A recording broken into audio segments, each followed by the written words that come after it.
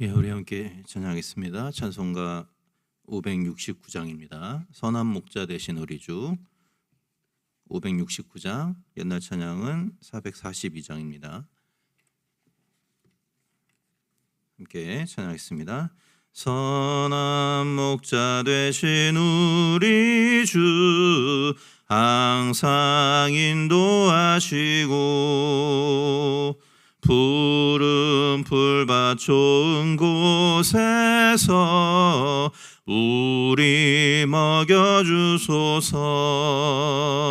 선한 목자 구세주여 항상 인도하소서. 선한 목자 구세주여 항상 인도하소서. 양의 문이 되신 예수여 우리 영접하시고 길을 잃은 양의 무리를 항상 인도하소서. 선한 목자 구세주여 기도 들어주소서. 선한 목자 구세주여 기도 들어주소서. 흠이 많고 약한 우리를 용납하여 주시고 주의 넓고 크신 은혜로 자유 얻게 하셨네. 선한 목자 구세주여 지금 나아갑니다. 선한 목자 구세주여 지금 나아갑니다. 잊지 주의 뜻을 따라서 살아가게 하시고 주의 크신 사랑 베푸사 따라가게 하소서. 선한 목자 구세주여 항상 인도하소서. 선한 목자 구세주여 항상 인도하소서.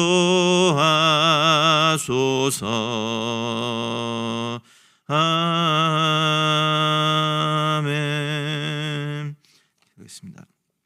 사랑해 주셔서 감사합니다. 오늘 이 아침에도 하나님 우리의 귀한 주님 되시고 우리의 목자 되신 주님의 은혜와 또 주님의 인도하심을 받기 위하여서 우리가 이 자리에 모였습니다.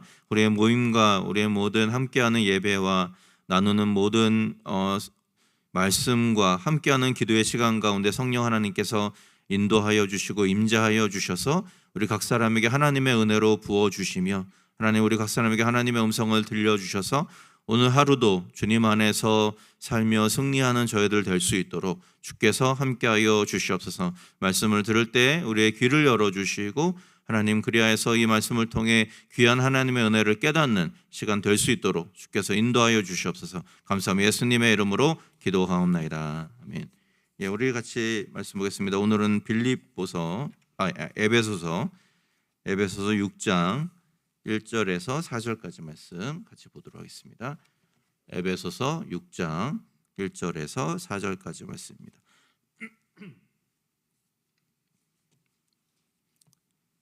에베소서 6장 1절에서 4절까지 말씀, 우리 짧으니까 우리 한 목소리로 같이 읽으면 좋겠습니다. 같이 읽겠습니다. 자녀들아 주 안에서 너희 부모에게 순종하라. 이것이 옳으니라. 내 아버지와 어머니를 공경하라. 이것은 약속이 있는 첫 계명이니 이로써 내가 잘되고 땅에서 장수하리라. 또 아비들아 너희 자녀를 노엽게 하지 말고 오직 주의 교훈과 훈계로 양육하라. 아멘. 오늘 본문은 아주 유명한 구절입니다. 가정의 달 단골 설교 주제로 보통은 자녀는 부모에게 순종해야 하고 또 부모는 자녀들을 잘 양육해야 된다, 이런 내용을 담고 있습니다.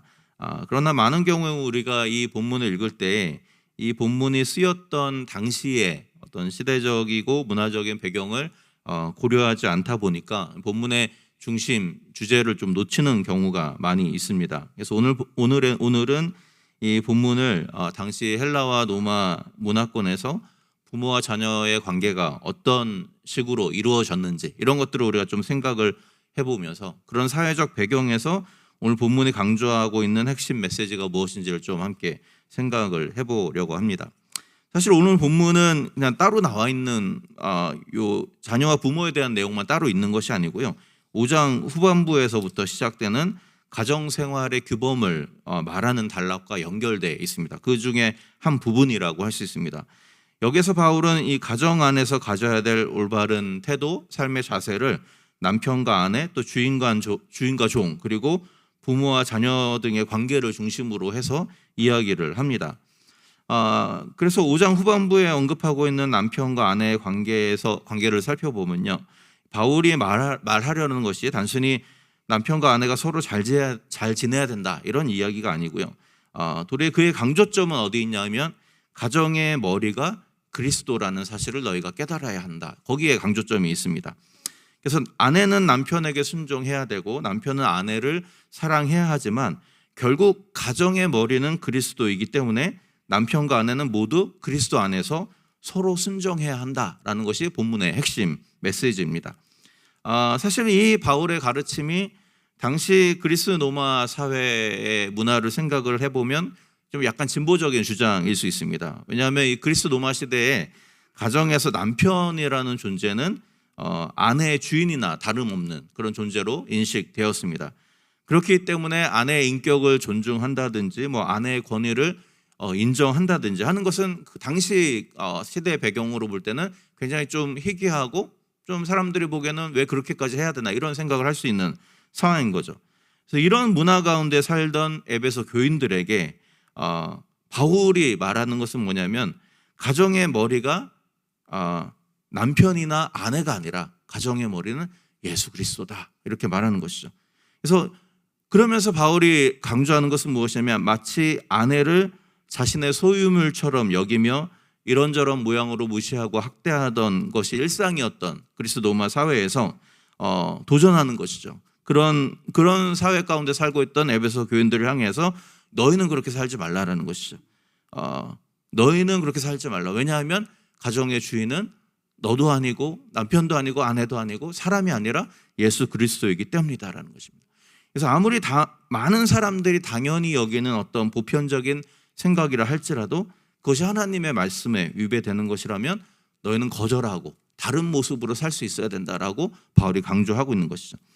오늘 본문에 등장하는 부모와 자녀의 관계에 있어서도 마찬가지 비슷한 내용을 담고 있습니다. 당시 그리스 로마 사회에서 부모와 자녀의 관계, 특히 아버지가 어떤 역할을 했는지 우리가 본문을 이해하려면 좀 알아야 되는데요. 이 로마의 법을 처음 제정한 사람들은 아버지에게 거의 절대적인 권력을 부여를 해주었습니다. 그래서 무슨 얘기냐면 아버지가 있고 자녀가 있을 때 그래서 아버지는 자녀에 대한 모든 권한을 가지고 있어요. 심지어 아버지가 자녀를 감옥에 가둘 수도 있고 사슬에 채울 수도 있고 때리거나 죽일 수 있는 권한까지도 아버지에게 부여를 했습니다. 그것이 죄가 되지 않는 세상이었던 것이죠. 근데 흥미롭게도 어린 자녀에게만 그렇게 권한을 준 것이 아니고 다 장성한 자녀, 그래서 사회생활을 하는 자녀에게까지도 아버지의 이런 권한을 적용하던 그런 사회였습니다. 그래서 새로 태어난 아이를 죽일 것인가 살릴 것인가 하는 권한이 아버지에게 있는 것이에요. 아이가 장애가 있거나 약하거나 병이 있거나 하면 그냥 죽여도 괜찮은 그런 사회였던 것이죠. 그래서 이제 로마인들은 아버지에게 순종하는 것을 일종의 종교적인 경건함으로까지 이야기를 합니다. 그래서 아버지를 거역하는 것은 마치 신을 거역하는 것처럼 불경한 일, 경건하지 않은 일로 생각을 했던 것이죠. 그렇기 때문에 자녀들이 아버지를 공경해야 된다라는 구약의 가르침이 당시 그리스 로마의 아버지들에게도 굉장히 익숙한 가르침일 수 있었을 것입니다. 그래서 오늘 본문에 보면 아버지와 어머니를 공격하는 것이 약속 있는 첫 계명이다라고 오늘 말씀하죠. 이거 출애굽기에 나오는 십계명을 언급한 것인데, 십계명을 보면 대부분 무엇을 해라라는 말은 있지만 그것을 행했을 때 하나님이 내가 이런 어떤 너에게 축복을 주겠다라고 약속하는 부분이 거의 안 나옵니다. 근데 유일하게 부모를 공경하라는 말 뒤에는 너희가 부모를 공경하면 이 땅에서 장수할 것이다, 이런 약속이 나오죠.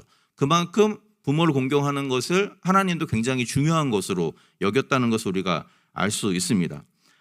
그렇기 때문에 아버지를 두려워하고 그 말에 복종하는 이 로마의 문화는 일정 부분 하나님의 말씀에 부합되는 것으로 보일 수도 있습니다. 그러나 한 가지 그들의 문제는 뭐냐면 그들에게 있어서 자녀들이 부모에게 순종하는 것은 부모에 대한 감사나 존경도 있겠지만 특별히 아버지가 자녀의 생사 여탈권을 쥐고 있기 때문에 어쩔 수 없이 하는 어떤 그런 복종인 그런 한계가 있었던 것이죠. 그래서 이런 그들을 향해서 바울은 뭐라고 말하냐 하면 너희가 부모를 순종하되 주 안에서 순종하라, 이렇게 말합니다. 주 안에서. 이 수식어가 굉장히 중요한 모습을 보여주는데요. 주 안에서 순종하라는 말은 어떤 말입니까?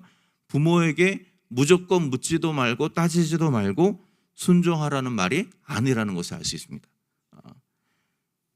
때로는 자녀가 부모에게 순종하는 것이 좋은 일이지만 그 순종은 가정의 주인이신 그리스도 안에서 이루어지는 순종이다라고 이야기를 하는 것이죠.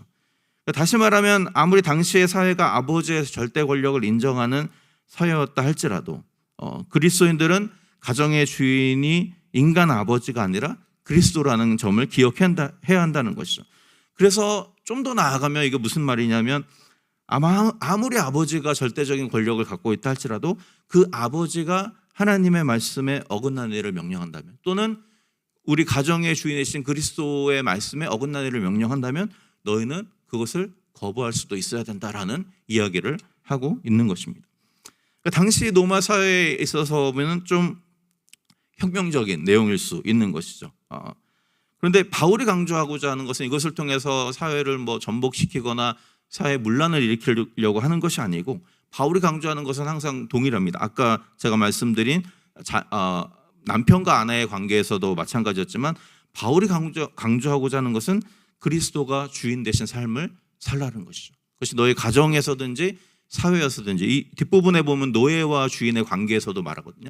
거기서도 마찬가지로 그리스도가 주인 되는 삶을 살라는 거죠. 주인은 주인대로, 노예는 노예대로.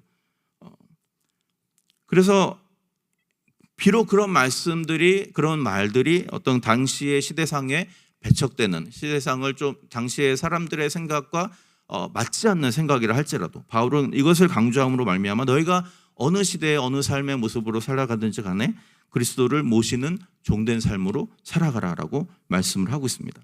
오늘 본문에서 또 한 가지 이런 관점에서 놀라운 부분은 뭐냐면 아비들에 대한 권면입니다. 4절에 보면 아비들아 너희 자녀를 노엽게 하지 말고 오직 주의 교양과 훈계로 양육하라. 바울이 아버지들에게 자녀에 대해서 가져야 될 책임을 두 가지로 이야기를 합니다. 첫째는 자녀를 노엽게 하지 말고, 둘째는 주의 교양과 훈계로 양육하라. 앞서 말씀드린 것처럼 그리스 로마 사회에서는 아버지가 절대 권력을 가지고 있었기 때문에 자녀가 내가 이런 행동을 했을 때 자녀가 어떤 생각을 할까를 고민하는 그런 분위기가 아니었습니다. 그런 풍조가 아니었어요. 자녀를 죽일 수도 있는 그런 권위가 있었는데 내가 이렇게 말하면 자녀가 상처를 받을까, 이런 걸 고민하는 그런 어떤 시대 분위기는 아니었던 것이죠. 근데 그런 사회를 살아가고 있는 에베소 교인들을 향해서 바울이 자녀들을 노엽게 하지 말라라고 이야기를 합니다. 쉽게 말하면 아버지가 어떤 말로든 행동으로든 자녀로 하여금 분노를 내게 만드는 일은 해서는 안 된다라고 말을 하고 있는 것이죠.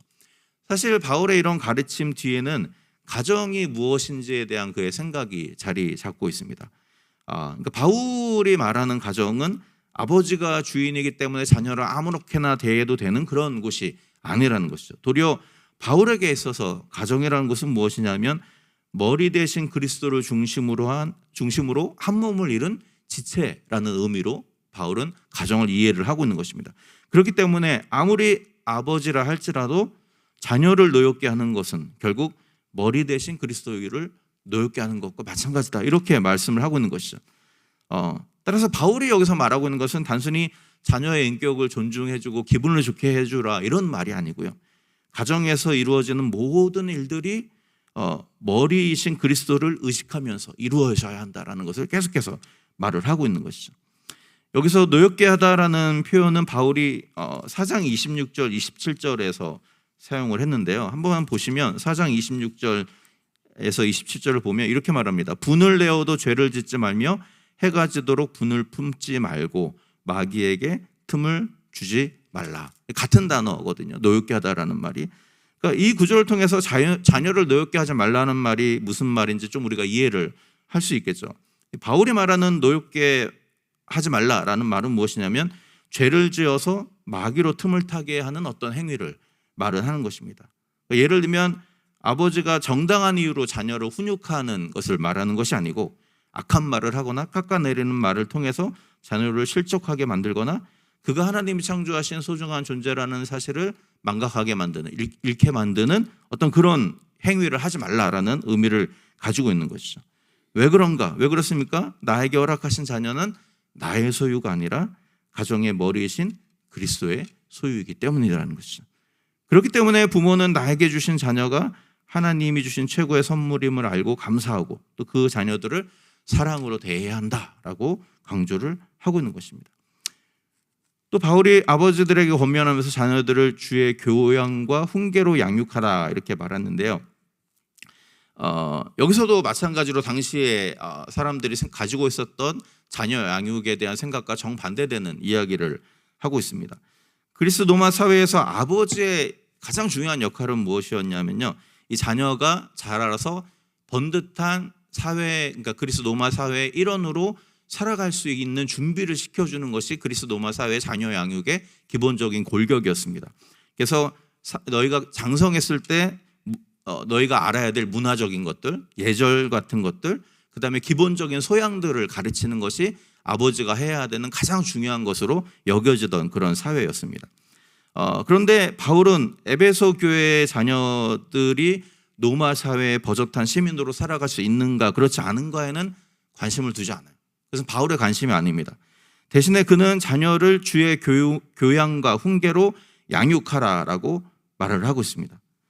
그러니까 그리스도인들의 1차적인 사명은 자기 자녀를 로마 제국의 시민으로 양육하는 것이 아니라 그리스도의 교양과 훈계로 양육하는 것이다. 여기서 교양이라고 번역된 단어는 영어로는 트레이닝 또는 디서플린 뭐 이런 단어로 번역이 되는 게 더 맞는 것 같습니다. 그러니까 한국말로 하면 훈육이라고 번역하는 것이 더 맞는 것 같아요. 그러니까 그래서 오늘 본문에 보면 여기 훈육과 훈계라는 말이 앞에 등장하는 노엽게 하지 말라는 것과 이렇게 대비가 되는 식으로 헬라어 본문에는 기록이 되어 있습니다. 그러니까 다시 말하면 부모가 할 일은 악의 참말, 깎아내리는 말로 아들을 노엽게 하는 것이 아니고 주님의 말씀 안에서 훈육하고 훈계하여서 그가 주님의 백성답게 성장하도록 돕는 것이다 라고 이야기를 하고 있는 것이죠. 그래서 당시에 이 에베소 교인들도 마찬가지로 그런 생각 가운데 있었겠죠. 내가 이 아이들을 잘 키워가지고 이 그리스 로마 사회의 시민의 일원으로 어떻게 하면 잘 먹고 잘 살게 할 것인가에 관심을 가지고 있던 상황 가운데 바울은 그들에게 보다 본질적인 것을 말하는 것이죠. 그것이 최고가 아니라 너희가 정말 이 아이들이 자라났을 때 이 적대적인 사회 생활 속에서 정말 그리스도인다운 정체성을 지키고 살아갈 수 있는 자녀로 준비를 시키는 것이 중요하다라는 말씀을 하고 있는 것이죠. 오늘 말씀을 통해서 사실 우리는 어떻게 자녀를 양육해 왔고 또 양육해야 하는지에 대해서 우리 다시 한번 생각을 해볼 필요가 있는 것 같습니다. 특별히 이방인으로 우리가 살아가는 이민자들의 경우에 많은 경우 우리의 그 자녀 양육의 목표는 이런 것이 되는 경우가 많은 것 같아요. 우리가 이 땅에서 나는 되게 힘들고 고된 삶을 살았지만 우리 자녀들은 적어도 이 땅에서 뭐 메인스트림에 들어가서 주류 사회에 속해서 그냥 떳떳하게 당당하게 살면 좋겠다라는 생각이 많이 있는 것 같아요. 그래서 우리들의 이 특별히 이민자들 1세들의 많은 생각에 우선 자녀 양육의 우선순위는 이들이 어떻게 하면 주류 사회에 잘 편입될 수 있을까? 거기에 관심을 갖는 경우들이 많이 있는 것 같습니다. 물론 그 자체가 잘못된 것은 아니지만 거기에 중요한 것은 거기에 너무 우리가 몰두하다 보면 자녀들을 주의 교훈과 교훈과 어떤 훈계로 양육하는 일이 뒷전으로 밀려나는 경향들이 생길 수 있다라는 것이죠. 혹시 오늘날 많은 2세, 3세의 젊은이들이 신앙에 대해 무관심하고 교회를 떠나는 현상들의 이면에는 혹시 우리가 그들을 주의 훈계로 양육하는 일보다는 버젓한 미국 시민으로 양육하는 일에 우선순위를 두었던 우리들의 책임이 있지 않은지 한번 우리가 좀 고민해 볼 필요가 있는 것 같습니다. 물론 우리의 자녀도 우리의 다음 세대들이 잘 될 필요가 없다는 말씀을 드리는 것이 아니고요. 그들이 주류 사회에 들어가서 마음껏 역량을 뽐내면 좋죠. 얼마나 좋은 일입니까? 그러나 그런 어떤 것들이 그들을 거룩한 주의 백성으로 세우는 일을 희생하는 대가로 이루어진다면 결코 그것은 유익한 일은 아닐 것이다 라는 것이죠. 왜냐하면 하나님이 우리에게 원하시는 것은 우리가 그저 세상에서 높은 자리에 올라가는 것이 아니라 우리가 어디에 있든지 무엇을 하든지 그리스도의 향기를 드러내는 삶을 사는 것에 있기 때문에 그렇습니다. 오늘 본문을 통해서 우리 부모와 자녀의 관계 가운데 가장 중요한 것이 무엇인지 우리 다시 한번 되짚어보는 시간이 되면 좋겠습니다. 본문이 강조하는 것은 결국 누가 주인인가 하는 아주 근원적인 문제입니다. 가정의 주인은 부모가 아니라 주님이시라는 것이죠. 그렇기 때문에 우리는 자녀들을 마치 우리의 소유이냐 내가 원하는 대로 내가 원하는 어떤 계획표대로 끌고 가려 해서는 안 된다라는 것이죠. 부모도 자녀도 모두 그리스도를 주인으로 모시고 있는 종들에 불과하기 때문에 그렇습니다. 그렇기 때문에 우리는 무엇을 하든지 우리 가정 안에서 이루어지는 모든 일들이 특별히 자녀와의 관계에 있어서 우리 머리 대신 그리스도를 인식할 필요가 있다라는 것이죠. 마찬가지로 자녀들도 부모에게 순종하되 마치 머리 대신 그리스도에게 순종하듯 순종해야 한다는 것이죠. 이런 관계가 회복될 때 정말로 그리스도가 주인되는 가정 안에서 사랑과 기쁨으로 하나 되는 가정이 이루어질 수 있다라는 것이죠.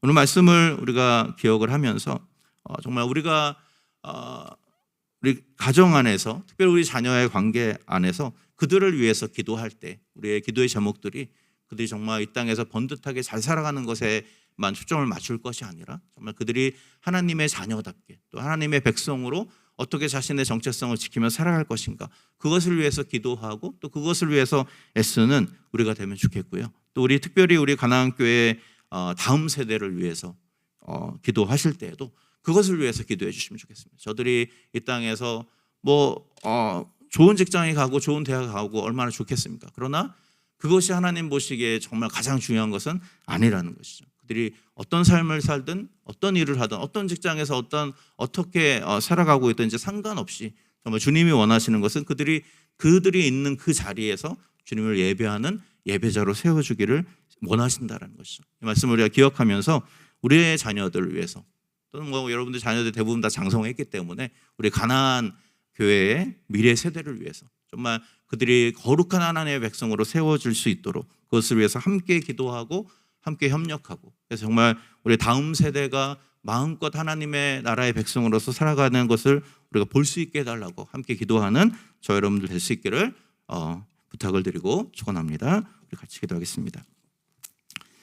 사랑하는 주님, 오늘 예배소 말씀을 통하여서 하나님 우리의 가정이 또 그리스도가 주인 되는 가정이 되어야 함을 우리가 다시 한번 깨닫게 됩니다.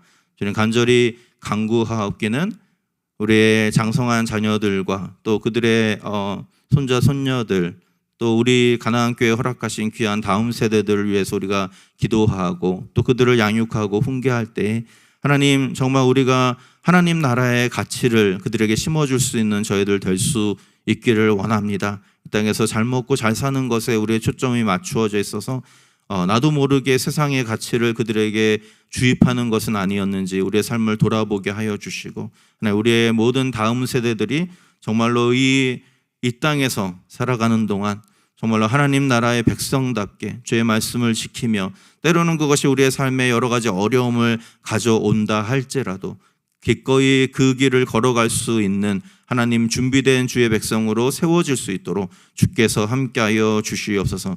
우리 가정을 위하여서 기도합니다. 우리의 자녀들과 우리의 손자 손녀들 하나님 저들을 기억하여 주시고 저들에게 하나님의 은혜를 부어 주시고 혹시 하나님 신앙을 떠난 자녀들이 있다면 그들을 긍휼히 여겨 주셔서 저들 가운데 하나님 말씀하여 주시고 은혜를 부어 주셔서 다시 한번 주께로 돌아올 수 있는 기회들을 허락하여 주시고 그러나 해서 하나님 우리 모든 가정들이 주님 안에서 하나 된 가정으로 세워질 수 있도록 주께서 축복하여 주시옵소서. 감사합니다. 예수님의 이름으로 기도하옵나이다. 아멘.